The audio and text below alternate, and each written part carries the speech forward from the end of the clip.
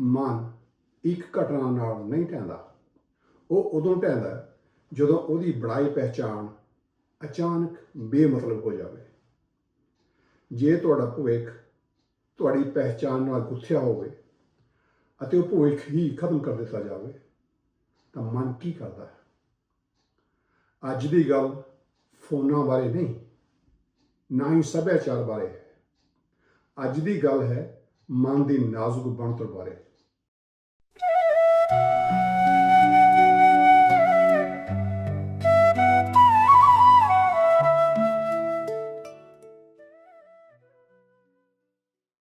Rush talk the science of mind ਦੇ ਸਰੋਤਿਆਂ ਨੂੰ ਮੇਰੇ ਰਿਸ਼ਪਾਲ ਸੋਹਤਾ ਵੱਲੋਂ ਜੀ ਆਇਆਂ ਨੂੰ।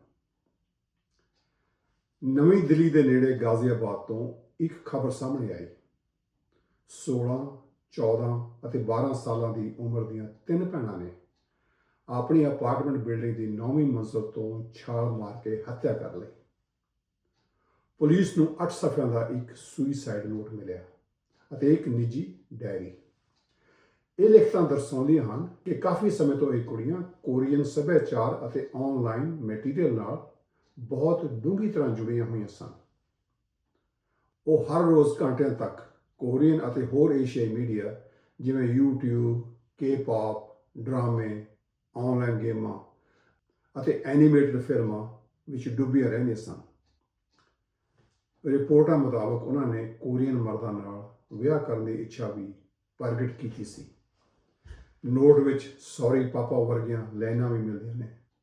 ਨਾਲ ਹੀ ਅਜਿਹੇ ਬਿਆਨ ਜੋ ਦਰਸਾਉਂਦੇ ਨੇ ਕਿ ਉਹ ਉਸ ਕੋਰੀਅਨ ਦੁਨੀਆ ਨੂੰ ਛੱਡਣ ਲਈ ਤਿਆਰ ਨਹੀਂ ਸਨ। ਕਿਹਾ ਜਾਂਦਾ ਹੈ ਕਿ ਉਹ ਬਾਹਰੀ ਦੁਨੀਆ ਤੋਂ ਕਾਫੀ ਹੱਦ ਤੱਕ ਕੱਟ ਚੁੱਕੀਆਂ ਸਨ। ਹਾਲ ਹੀ ਵਿੱਚ ਉਹਨਾਂ ਦੇ ਪਿਤਾ ਨੇ ਉਹਨਾਂ ਦੀ ਵੱਧਦੀ ਆਨਲਾਈਨ ਰੁਚੀ ਦੇ ਕਾਰਨ ਉਹਨਾਂ ਦੇ ਫੋਨ ਲੈ ਲਏ ਸਨ। ਇਹ ਤੱਥ ਹਨ।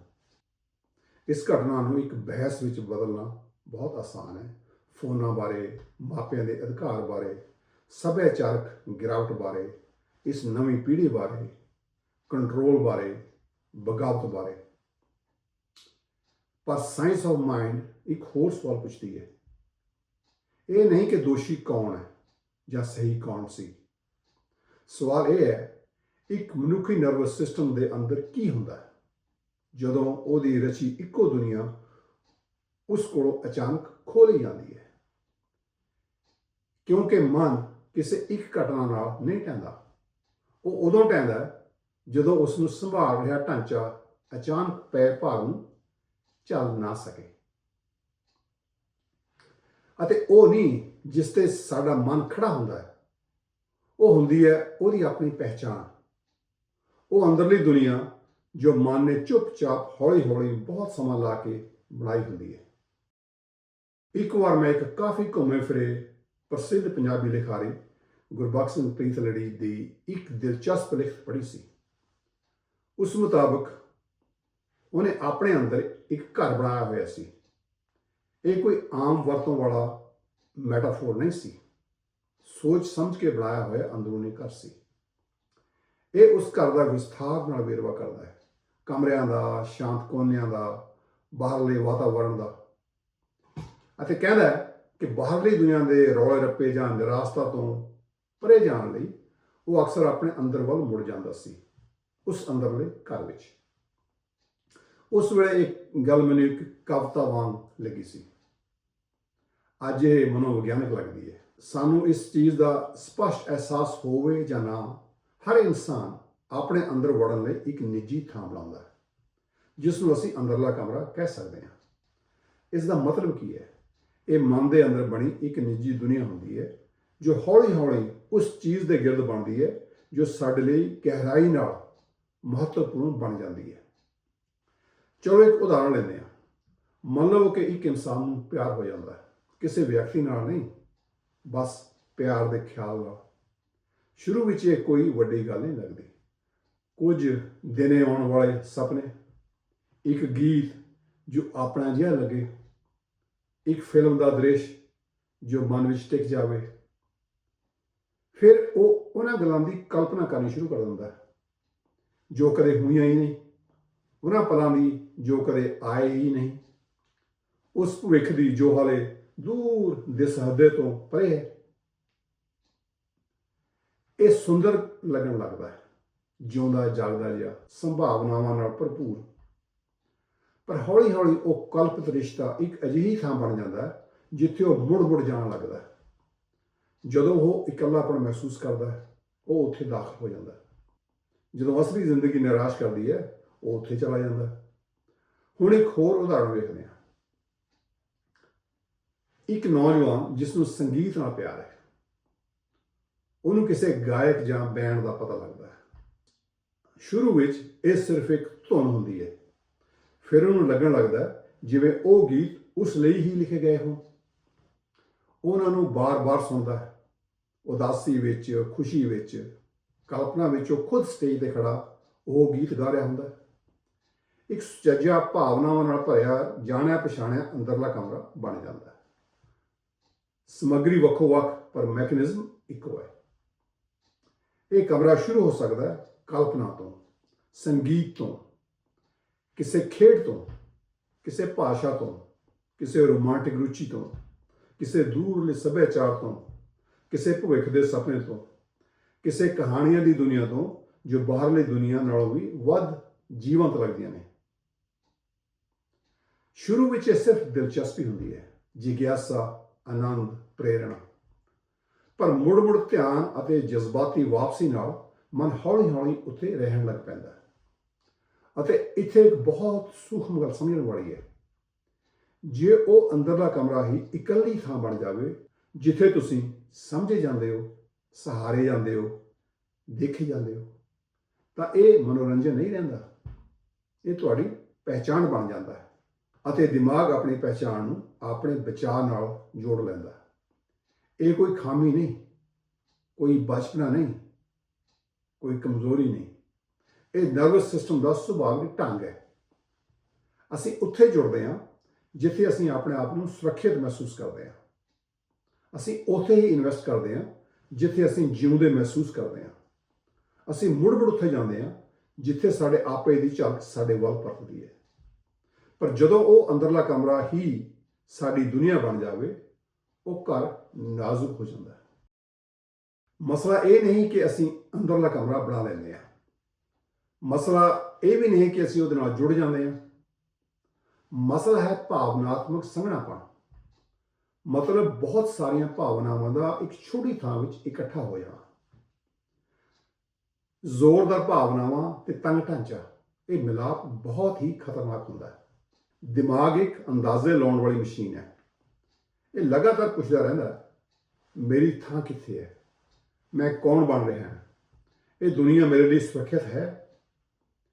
ਜੇ ਇੱਕ ਨੌਜਵਾਨ ਮਨ ਆਪਣਾ ਸਾਰਾ ਭਵਿੱਖ ਇੱਕੋ ਕਹਾਣੀ ਦੇ ਦੁਆਲੇ ਰਚ ਲਵੇ, ਇੱਕੋ ਸੱਭਿਆਚਾਰ, ਇੱਕੋ ਰੋਮਾਂਟਿਕ ਟੈਂਪਲੇਟ, ਇੱਕੋ ਕਲਪਿਤ ਭਵਿੱਖ, ਤਾਂ ਉਹ ਕਹਾਣੀ ਸਿਰਫ ਕਲਪਨਾ ਨਹੀਂ ਰਹਿੰਦੀ, ਉਹ ਉਮੀਦ ਦਾ ਢਾਂਚਾ ਬਣ ਜਾਂਦੀ ਹੈ। ਅਤੇ ਉਮੀਦ ਸਿਰਫ ਇੱਕ ਵਿਕਲਪ ਨਹੀਂ ਹੁੰਦੀ, ਉਮੀਦ ਭਵਿੱਖ ਦੀ ਨਹੀਂ ਹੁੰਦੀ ਹੈ। ਉਮੀਦ ਨਰਵਸ ਸਿਸਟਮ ਦਾ ਤਰੀਕਾ ਹੈ ਕਹਿਣ ਦਾ, ਮੇਰੇ ਕੋਲ ਜਾਣ ਲਈ ਕੋਈ ਥਾਂ ਹੈ। ਹੁਣ ਸੋਚੋ, ਜੇ ਇਹ ਢਾਂਚਾ ਅਚਾਨਕ ਢਹਿ ਜਾਵੇ, ਨਰਵਸ ਸਿਸਟਮ ਇਸ ਨੂੰ ਇਹ ਨਹੀਂ ਸਮਝਦਾ ਕਿ ਉਹਦੀ ਗੱਲ ਨਹੀਂ ਮੰਨੀ ਗਈ। ਉਹਨੂੰ ਲੱਗਦਾ ਹੈ ਕਿ ਉਹਦਾ ਭਵਿੱਖ ਹੀ ਮਿਟ ਗਿਆ। ਅਤੇ ਜਦੋਂ ਭਵਿੱਖ ਅਤੇ ਸਵੈ ਪਹਿਚਾਣ ਇੱਕ ਦੂਜੇ ਨਾਲ ਗੁੱਥੇ ਹੋਣ, ਤਾਂ ਭਵਿੱਖ ਦਾ ਮਿਟਣਾ ਆਪੇ ਦੇ ਮਿਟਣ ਵਾਂਗ ਲੱਗ ਸਕਦਾ ਹੈ। ਆਓ ਉਹਨਾਂ ਤਿੰਨਾਂ ਚੋਂ ਇੱਕ ਭੈਣ ਦੀ ਕਲਪਨਾ ਕਰੀਏ। ਸੁਰਖੀਆਂ ਵਜੋਂ ਨਹੀਂ, ਇੱਕ ਇਨਸਾਨ ਵਜੋਂ। ਉਹ 13 ਸਾਲਾਂ ਦੀ ਹੈ ਜਦੋਂ ਪਹਿਲੀ ਵਾਰ ਇੱਕ ਕੋਰੀਅਨ ਡਰਾਮਾ ਵੇਖਦੀ ਹੈ। ਸ਼ੁਰੂ ਵਿੱਚ ਇਹ ਸਿਰਫ ਜਿਗਿਆਸਾ ਹੈ। ਸੰਗੀਤ ਵੱਖਰਾ ਲੱਗਦਾ ਹੈ, ਭਾਵਨਾਵਾਂ ਤਿੱਖੀਆਂ ਪਰ ਕੰਟਰੋਲ ਵਿੱਚ, ਭਾਸ਼ਾ ਸੁਰੀਲੀ ਹੈ, ਰਿਸ਼ਤੇ ਸੁਲਝੇ ਹੋਏ, ਰੋਮਾਂਟਿਕ। ਉਹ ਨਹੀਂ ਸੋਚਦੀ ਇਹ ਮੇਰੀ ਤਕਦੀਰ ਹੈ, ਬਸ ਇਹ ਉਹਦੇ ਦਿਲ ਨੂੰ ਛੂਹ ਜਾਂਦਾ ਹੈ। ਮਹੀਨਿਆਂ ਤੱਕ ਉਹ ਮੁੜ ਉਸ ਦੁਨੀਆ ਵਿੱਚ ਵਾਪਸ ਜਾਂਦੀ ਹੈ। ਸਕੂਲ ਤੋਂ ਬਾਅਦ ਉਹ ਇੱਥੇ ਸ਼ਰਨ ਲੈਂਦੀ ਹੈ, ਉਹਨਾਂ ਦੇ ਫਿਕਰੇ ਸਿੱਖਦੀ ਹੈ, ਇੰਟਰਵਿਊ ਵੇਖਦੀ ਹੈ, ਸੱਭਿਆਚਾਰ ਨੂੰ ਸਮਝਣ ਦੀ ਕੋਸ਼ਿਸ਼ ਕਰਦੀ ਹੈ। ਉਹ ਕਲਪਨਾ ਕਰਦੀ ਹੈ ਸਿਓਲ ਦੀਆਂ ਗਲੀਆਂ ਵਿੱਚ ਤੁਰਦੀ ਹੋਈ, ਲੋਕਾਂ ਨੂੰ ਵੱਖਰੇ ਤਰੀਕੇ ਨਾਲ ਮਿਲਦੀ ਹੋਈ, ਹੋਰਾਂ ਵੱਲੋਂ ਵੱਖਰੇ ਤਰੀਕੇ ਨਾਲ ਚੁਣੀ ਜਾਂਦੀ ਹੋਈ। ਰੋਜ਼ਾਨਾ ਦੀ ਜ਼ਿੰਦਗੀ ਵਿੱਚ ਉਹ ਇੱਕ ਸਧਾਰਨ ਕੁੜੀ ਹੈ। ਇਸ ਕਲਪਿਤ ਦੁਨੀਆ ਵਿੱਚ ਸੰਭਾਵਨਾਵਾਂ ਨਾਲ ਭਰੀ ਹੋਈ, ਅਤੇ ਸੰਭਾਵਨਾ ਬਹੁਤ ਤਾਕਤਵਰ ਹੁੰਦੀ ਹੈ। ਸੰਭਾਵਨਾ ਚਿੰਤਾ ਨੂੰ ਘਟਾਉਂਦੀ ਹੈ। ਸੰਭਾਵਨਾ ਨਰਵਸ ਸਿਸਟਮ ਨੂੰ ਕਹਿੰਦੀ ਹੈ ਮੰਜ਼ਿਲ ਹੈ, ਰਸਤਾ ਹੈ। 5 ਸਾਲਾਂ ਵਿੱਚ ਇਹ ਕਲਪਿਤ ਜੋੜ ਉਹਦਾ ਭਵਿੱਖ ਬਣ ਜਾਂਦਾ ਹੈ। ਉਸ ਦੀਆਂ ਰੋਮਾਂਟਿਕ ਉਮੀਦਾਂ ਇਸ ਨਾਲ ਜੁੜ ਜਾਂਦੀਆਂ ਨੇ। ਉਹਦੀ ਸੁੰਦਰਤਾ ਦੀ ਸਮਝ ਇਸ ਨਾਲ ਜੁੜ ਜਾਂਦੀ ਹੈ। ਉਸ ਦੀ ਬਾਲਗਤਾ ਮਤਲਬ ਬਾਲਗਪੁਣੇ ਦੀ ਕਲਪਨਾ ਇਸ ਨਾਲ ਗੁੱਥੀ ਜਾਂਦੀ ਹੈ। ਉਹ ਕਲਪਿਤ ਭਵਿੱਖ ਨਰਵਸ ਸਿਸਟਮ ਵਿੱਚ ਉਸ ਦੀ ਅਸਲੀ ਪਹਿਚਾਣ ਬਣ ਜਾਂਦਾ ਹੈ, ਅਤੇ ਫਿਰ ਇੱਕ ਦਿਨ ਇਹ ਭਵਿੱਖ ਅਸੰਭਵ ਘੋਸ਼ਿਤ ਕਰ ਦਿੱਤਾ ਜਾਂਦਾ ਹੈ। ਨਾ ਇਹ ਗੱਲਬਾਤ ਨਾਲ ਵਾਪਸ ਆ ਸਕਦਾ ਹੈ, ਨਾ ਕੋਈ ਵਿਚਕਾਰਲਾ ਰਸਤਾ ਬਚਦਾ ਹੈ। ਬਸ ਅਸੰਭਵ ਖਤਮ। ਬਾਹਰਲੀ ਦੁਨੀਆ ਇਸ ਨੂੰ ਇੱਕ ਦੋ ਪੱਖੀ ਟਕਰਾ ਕਹਿੰਦੀ ਹੈ। ਨਰਵਸ ਸਿਸਟਮ ਲਈ ਇਹ ਮਿਟ ਜਾਣਾ ਹੋ ਸਕਦਾ ਹੈ। ਕਿਸ਼ੋਰ ਅਵਸਥਾ ਵਿੱਚ ਸਵੈ ਪਹਿਚਾਣ ਅਤੇ ਭਵਿੱਖ ਅਕਸਰ ਇਕੱਠੇ ਗੁੱਥੇ ਹੁੰਦੇ ਹਨ। ਬੱਚਾ ਇਹ ਨਹੀਂ ਕਹਿੰਦਾ ਮੈਨੂੰ ਇਹ ਵਿਚਾਰ ਪਸੰਦ ਹੈ, ਉਹ ਇਹ ਕਹਿੰਦਾ ਮੈਂ ਇਹ ਬਣਾਂਗਾ। ਪ੍ਰੀਫਰੰਟਲ ਕਾਰਟੈਕਸ ਹਾਲੇ ਵਿਕਸਿਤ ਹੋ ਰਿਹਾ ਹੁੰਦਾ ਹੈ। ਭਾਵਨਾਵਾਂ ਨੂੰ ਤੋਲਣ ਪਰਖਣ ਵਾਲੀ ਪ੍ਰਣਾਲੀ ਅਕਸਰ ਬਹੁਤ ਤੇਜ਼ ਹੁੰਦੀ ਹੈ। ਮਨ ਗੂੜੇ ਸੰਬੰਧਾਂ ਨੂੰ ਬਹੁਤ ਮਹੱਤਵ ਦਿੰਦਾ ਹੈ। ਦੂਜਿਆਂ ਵੱਲੋਂ ਰੱਦ ਕੀਤਾ ਜਾਣਾ ਸਰੀਰਕ ਦਰਦ ਵਾਂਗ ਮਹਿਸੂਸ ਹੋ ਸਕਦਾ ਹੈ, ਕਿਉਂਕਿ ਦੋਹਾਂ ਹਾਲਤਾਂ ਵਿੱਚ ਕੁਝ ਹੱਦ ਤੱਕ ਉਹੀ ਨਿਊਰਲ ਸਰਕਟ ਐਕਟੀਵੇਟ ਹੁੰਦੇ ਨੇ। ਜਦੋਂ ਸੰਬੰਧ ਅਤੇ ਭਵਿੱਖ ਇੱਕੋ ਕਹਾਣੀ ਵਿੱਚ ਰਲ ਜਾਣ, ਉਸ ਕਹਾਣੀ ਦਾ ਖੁੱਸ ਜਾਣਾ ਹੋਂਦ ਦੇ ਖੁੱਸ ਜਾਣ ਵਾਂਗ ਲੱਗ ਸਕਦਾ ਹੈ। ਮੈਟਾਫੋਰਿਕਲੀ ਨਹੀਂ, ਨਰਵਸ ਸਿਸਟਮ ਦੇ ਪੱਧਰ ਤੇ। ਇਸ ਕੇਸ ਨੂੰ ਠੀਕ ਤਰ੍ਹਾਂ ਸਮਝਣ ਲਈ ਸਾਨੂੰ ਇਸ ਤੋਂ ਥੋੜਾ ਪਿੱਛੇ ਹਟਣਾ ਪਵੇਗਾ, ਕਿਉਂਕਿ ਇਹ ਮਨੋਵਿਗਿਆਨਿਕ ਬਣਤਰ ਹੋਰ ਬਹੁਤ ਸਥਿਤੀਆਂ ਵਿੱਚ ਵੀ ਦਿਖਾਈ ਦਿੰਦੀ ਹੈ। ਮੰਨ ਲਵੋ 5-6 ਸਾਲ ਦੀ ਉਮਰ ਤੋਂ ਇੱਕ ਬੱਚੇ ਨੂੰ ਓਲੰਪਿਕ ਲਈ ਤਿਆਰ ਕੀਤਾ ਜਾ ਰਿਹਾ ਹੈ। ਸੰਭਵ ਹੈ ਉਸਨੇ 12-13 ਸਾਲ ਇੱਕੋ ਖੇਡ ਖੇਡੀ ਹੋਵੇ, ਇੱਕੋ ਸੁਪਨਾ ਪਾਲਿਆ ਹੋਵੇ, ਓਲੰਪਿਕ ਜਾ ਕੇ ਮੈਡਲ ਜਿੱਤਣਾ। ਉਸਦੀ ਸਾਰੀ ਕਿਸ਼ੋਰ ਅਵਸਥਾ ਇੱਕੋ ਪਹਿਚਾਣ ਦੇ ਗਿਰਦ ਬਣੀ, ਇੱਕੋ ਭਵਿੱਖ ਦੇ ਮਾਡਲ ਦੇ ਆਲੇ ਦੁਆਲੇ। ਹੁਣ ਕਲਪਨਾ ਕਰੋ 19 ਸਾਲ ਦੀ ਉਮਰ ਵਿੱਚ ਕਿਸੇ ਗੰਭੀਰ ਸੱਟ ਨਾਲ ਉਹਦਾ ਸੁਪਨਾ ਖਤਮ। ਸੰਭਵ ਹੈ ਨਾ? ਡਿਪਰੈਸ਼ਨ, ਦਿਸ਼ਾਹੀਨਤਾ, ਕਈ ਵਾਰ ਆਤਮ ਹੱਤਿਆ ਦੇ ਵਿਚਾਰ। ਕੀ ਢਹਿ ਗਿਆ? ਸਿਰਫ ਕੈਰੀਅਰ ਨਹੀਂ, ਉਹ ਇਕੱਲਾ ਭਵਿੱਖ ਦਾ ਮਾਡਲ ਜੋ ਦਿਮਾਗ ਲਗਾਤਾਰ ਰਚਦਾ ਰਿਹਾ ਸੀ। ਜਦੋਂ ਉਹ ਮਾਡਲ ਟੁੱਟਦਾ ਹੈ, ਦਿਮਾਗ ਨੂੰ ਸਿਰਫ ਨਿਰਾਸ਼ਾ ਨਹੀਂ, ਅੰਤ ਵਰਗਾ ਅਹਿਸਾਸ ਹੋ ਸਕਦਾ ਹੈ। ਹੁਣ ਇੱਕ ਬਹੁਤ ਹੁਸ਼ਿਆਰ ਵਿਦਿਆਰਥੀ ਨੂੰ ਲੈ ਲਵੋ।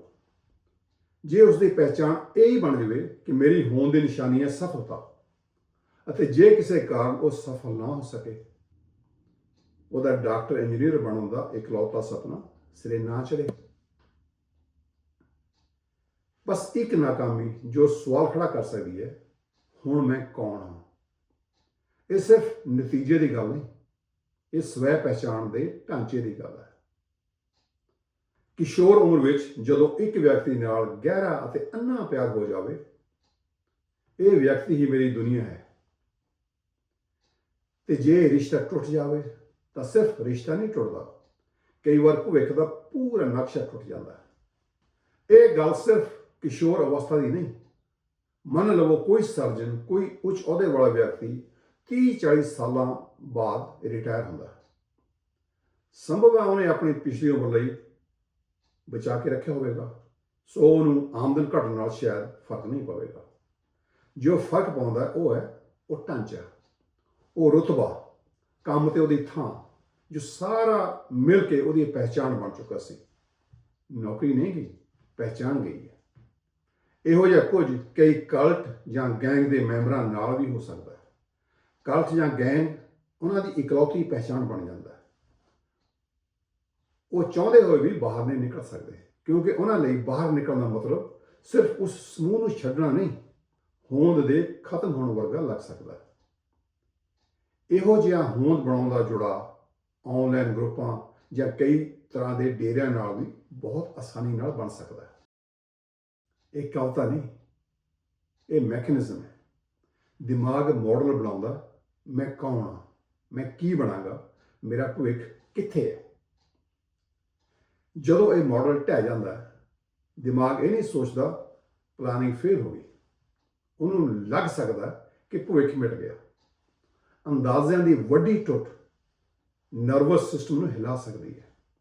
ਨਿੱਕੀ ਨਿਰਾਸ਼ਾ ਝੱਲੀ ਜਾ ਸਕਦੀ ਹੈ। ਵੱਡੀ ਕਹਾਣੀ ਦਾ ਖਤਮ ਹੋਣਾ ਝੱਲਣਾ ਔਖਾ ਹੁੰਦਾ ਹੈ। ਜੇ ਕਿਸੇ ਕੋਲ ਮਿੱਤਰਾਂ ਦਾ ਸਰਕਲ ਨਹੀਂ, ਕੋਈ ਹੁਨਰ ਵਾਲੀ ਹੌਬੀ ਨਹੀਂ, ਵਿਸ਼ਵਾਸ ਬਣਾਈ ਰੱਖਣ ਵਾਲਾ ਰਿਸ਼ਤਾ ਨਹੀਂ, ਵੱਖ-ਵੱਖ ਤਰ੍ਹਾਂ ਦੀਆਂ ਦਿਲਚਸਪੀਆਂ ਨਹੀਂ, ਤਾਂ ਅੰਦਰਲਾ ਕਮਰਾ ਸਿਰਫ ਸ਼ਰਨ ਨਹੀਂ ਰਹਿੰਦਾ, ਉਹ ਇਕੱਲੀ ਸ਼ਰਨ ਬਣ ਸਕਦਾ। ਅਤੇ ਜਦੋਂ ਸ਼ਰਨ ਦੀ ਇਕੱਲੀ ਜਗ੍ਹਾ ਹੋਵੇ, ਉਸ ਦਾ ਖੋ ਜਾਣਾ ਤਬਾਹੀ ਵਰਗਾ ਲੱਗ ਸਕਦਾ। ਮਾਪਿਆਂ ਦੇ ਵੀ ਆਪਣੇ ਮਾਡਲ ਹੁੰਦੇ ਨੇ। ਸਾਡੇ ਬੱਚੇ ਸਾਡੇ ਸੱਭਿਆਚਾਰ ਵਿੱਚ ਵਿਆਹ ਕਰਨਗੇ, ਸਾਡੀਆਂ ਕਦਰਾਂ ਕੀਮਤਾਂ ਰਹਿਣਗੀਆਂ। ਜਦੋਂ ਇਹ ਮਾਡਲ ਟੁੱਟਦੇ ਨੇ, ਡਰ ਪੈਦਾ ਹੋ ਸਕਦਾ ਹੈ ਅਤੇ ਡਰ ਮਨੁੱਖ ਨੂੰ ਡਿਫੈਂਸਿਵ ਬਣਾ ਦਿੰਦਾ ਹੈ। ਇਹ ਡਿਫੈਂਸਿਵਨੈਸ, ਇਹ ਰੱਖਿਆਵਾਦੀ ਹਾਲਤ ਗੱਲਬਾਤ ਰਾਹੀਂ ਮਸਲੇ ਸੁਲਝਾਉਣ ਵਿੱਚ ਵਿਘਨ ਪਾਉਂਦੀ ਹੈ। ਹੁਣ ਦੋ ਨਰਵਸ ਸਿਸਟਮ ਨੇ, ਇੱਕ ਬੱਚਿਆਂ ਦਾ, ਦੂਜਾ ਮਾਪਿਆਂ ਦਾ। ਦੋਵੇਂ ਡਰੇ ਹੋਏ, ਦੋਵੇਂ ਆਪਣਾ ਆਪਣਾ ਭਵਿੱਖ ਬਚਾਉਂਦੇ ਹੋਏ। ਇਸ ਗੱਲ ਨੂੰ ਸਮਝ ਲੈਣ ਨਾਲ ਤਰਾਸਦੀ ਦਾ ਦੁੱਖ ਘਟਦਾ ਨਹੀਂ, ਪਰ ਸਮਝ ਜ਼ਰੂਰ ਆ ਜਾਂਦੀ ਹੈ ਕਿ ਟਕਰਾਅ ਦੇ ਪਿੱਛੇ ਕੀ ਕੰਮ ਕਰ ਰਿਹਾ ਹੈ। ਇਹ ਸੱਭਿਆਚਾਰ ਨੂੰ ਕੰਟਰੋਲ ਕਰਨ ਦਾ ਸਬਕ ਨਹੀਂ, ਇਹ ਪਹਿਚਾਣ ਨੂੰ ਚੌੜਾ ਕਰਨ ਦਾ ਸਬਕ ਹੈ। ਮਨ ਦੇ ਸਿਹਤਮੰਦ ਵਿਕਾਸ ਲਈ ਕਈ ਥੰਮਾਂ ਦੀ ਲੋੜ ਹੁੰਦੀ ਹੈ। ਪਰਿਵਾਰ ਨਾਲ ਰਿਸ਼ਤੇ, ਦੋਸਤਾਂ ਨਾਲ ਜੁੜਾਅ, ਕੋਈ ਹੁਨਰ, ਕ੍ਰੀਏਟਿਵ ਕੰਮਾਂ ਵਿੱਚ ਦਿਲਚਸਪੀ, ਹੱਥਾਂ ਪੈਰਾਂ ਨਾਲ ਕੀਤੇ ਜਾਣ ਵਾਲੇ ਕੰਮਾਂ ਵਿੱਚ ਸ਼ਮੂਲੀਅਤ, ਸੱਭਿਆਚਾਰਕ ਜਿਗਿਆਸਾ, ਇੱਕ ਤੋਂ ਵੱਧ ਕਲਪਨਾ ਕਰਨ ਦੀ ਸਮਰੱਥਾ। ਜਦੋਂ ਪਹਿਚਾਣ ਦੇ ਕਈ ਕਮਰੇ ਹੁੰਦੇ ਹਨ, ਇੱਕ ਕਮਰੇ ਦੇ ਟੁੱਟਣ ਨਾਲ ਘਰ ਨਹੀਂ ਢਹਿੰਦਾ। ਜਦੋਂ ਪਹਿਚਾਣ ਇੱਕ ਕਮਰੇ ਦੀ ਬਣ ਜਾਵੇ, ਉਸ ਦਾ ਟੁੱਟਣਾ ਪੂਰੀ ਇਮਾਰਤ ਨੂੰ ਹਿਲਾ ਦਿੰਦਾ ਹੈ। ਅਤੇ ਇਹ ਸਬਕ ਸਿਰਫ ਬੱਚਿਆਂ ਲਈ ਨਹੀਂ, ਵੱਡੇ ਵੀ ਢਹਿ ਜਾਂਦੇ ਨੇ ਜਦੋਂ ਉਹਨਾਂ ਦੀ ਪਹਿਚਾਣ ਸਿਰਫ ਇੱਕ ਚੀਜ਼ ਤੇ ਟਿਕੀ ਹੋਵੇ। ਇਨਸਾਨੀਅਤ ਦਾ ਭਾਰ ਝੱਲਣ ਲਈ ਮਨ ਦੀ ਬਣਤਰ ਨੂੰ ਕਈ ਸ਼ਤੀਰਾਂ ਦੀ ਲੋੜ ਹੁੰਦੀ ਹੈ। ਹੁਣ ਇੱਥੇ ਸਾਇੰਸ ਆਫ ਮਾਈਂਡ ਦਾ ਸਵਾਲ ਹੈ। ਕਿੰਨੀਆਂ ਚੀਜ਼ਾਂ ਨੇ ਜਿਨ੍ਹਾਂ ਨੂੰ ਅਣਜਾਣੇ ਵਿੱਚ ਅਸੀਂ ਆਪਣੀ ਜ਼ਿੰਦਗੀ ਦਾ ਇਕੱਲਾ ਮਤਲਬ ਬਣਾ ਬੈਠੇ ਹਾਂ। ਸਾਡੇ ਕਿੰਨੇ ਨੌਜਵਾਨ ਆਪਣਾ ਪੂਰਾ ਭਵਿੱਖ ਸਿਰਫ ਇੱਕ ਕਹਾਣੀ ਤੇ ਖੜਾ ਕਰ ਰਹੇ ਨੇ। ਇਸ ਤੋਂ ਪਹਿਲਾਂ ਕਿ ਢਾਂਚਾ ਬਹੁਤ ਤੰਗ ਹੋ ਜਾਵੇ, ਕਿਵੇਂ ਅਸੀਂ ਆਪਣੀ ਪਹਿਚਾਣ ਚੌੜੀ ਕਰ ਸਕਦੇ ਹਾਂ, ਮਜ਼ਬੂਤ ਬਣਾ ਕੇ। ਇਹ ਕੋਈ ਮਖੌਲ ਨਹੀਂ। ਮੁੜ ਖੜੇ ਹੋ ਸਕਣ ਦੇ ਯੋਗ ਹੋਣ ਲਈ ਪਹਿਚਾਣ ਵਿੱਚ ਲਚਕੀਲਾਪਨ ਲਿਆਉਣਾ ਪੈਂਦਾ ਹੈ। ਇਹ ਦਬਾਅ ਨਾਲ ਨਹੀਂ ਆਉਂਦਾ, ਨਾ ਹੀ ਜ਼ਬਰਦਸਤੀ ਨਾਲ ਆਉਂਦਾ। ਇਹ ਆਉਂਦਾ ਹੈ ਆਪਣੀ ਦੁਨੀਆ ਨੂੰ ਚੌੜੀ ਕਰਨ ਨਾਲ। ਕਿਸੇ ਨੂੰ ਇਹ ਕਹਿ ਕੇ ਨਹੀਂ ਕਿ ਉਹ ਪਿਆਰ ਨਾ ਕਰਨ, ਸਗੋਂ ਉਹਨਾਂ ਦੀ ਇੱਕ ਤੋਂ ਵੱਧ ਚੀਜ਼ਾਂ ਨਾਲ ਪਿਆਰ ਕਰਨ ਦੀ ਸਮਰੱਥਾ ਵਧਾ ਕੇ। ਕਿਸੇ ਦੇ ਮਨ ਨੂੰ ਕੰਟਰੋਲ ਕਰਕੇ ਨਹੀਂ, ਸਗੋਂ ਉਹਨਾਂ ਦੇ ਦਿਮਾਗੀ ਢਾਂਚੇ ਨੂੰ ਮਜ਼ਬੂਤ ਕਰਕੇ। ਜਦੋਂ ਨਰਵਸ ਸਿਸਟਮ ਸਿੱਖ ਜਾਂਦਾ ਹੈ ਕਿ ਉਸ ਕੋਲ ਕਈ ਸੰਭਾਵਨਾਵਾਂ ਹਨ, ਕਈ ਪਹਿਚਾਣਾਂ ਹੋ ਸਕਦੀਆਂ ਹਨ, ਉਸ ਦੇ ਅੰਦਰਲੇ ਘਰ ਵਿੱਚ ਕਈ ਕਮਰੇ ਹੋ ਸਕਦੇ ਹਨ, ਤਾਂ ਕਿਸੇ ਚੀਜ਼ ਦਾ ਖੋ ਜਾਣਾ ਦੁਖਦਾ ਤਾਂ ਹੈ, ਪਰ ਅੰਤ ਨਹੀਂ ਲੱਗਦਾ। ਅਤੇ ਇਸ ਬਹੁਤ ਵੱਡੀ ਟ੍ਰੈਜਡੀ ਦੇ ਪਿੱਛੇ ਲੁਕਿਆ ਸਬਕ ਸ਼ਾਇਦ ਇਹੋ ਹੈ, ਚੁੱਪਚਾਪ ਪਰ ਗਹਿਰਾ। ਅੱਜ ਦੀ ਐਪੀਸੋਡ ਆਪਾਂ ਇੱਥੇ ਖਤਮ ਕਰਦੇ ਹਾਂ। ਫਿਰ ਮਿਲਾਂਗੇ ਇੱਕ ਨਵੇਂ ਵਿਚਾਰ ਨਾਲ। ਮੈਂ ਹਾਂ ਤੁਹਾਡਾ ਆਪਣਾ ਰਿਸ਼ਪਾਲ ਸਹੋਤਾ।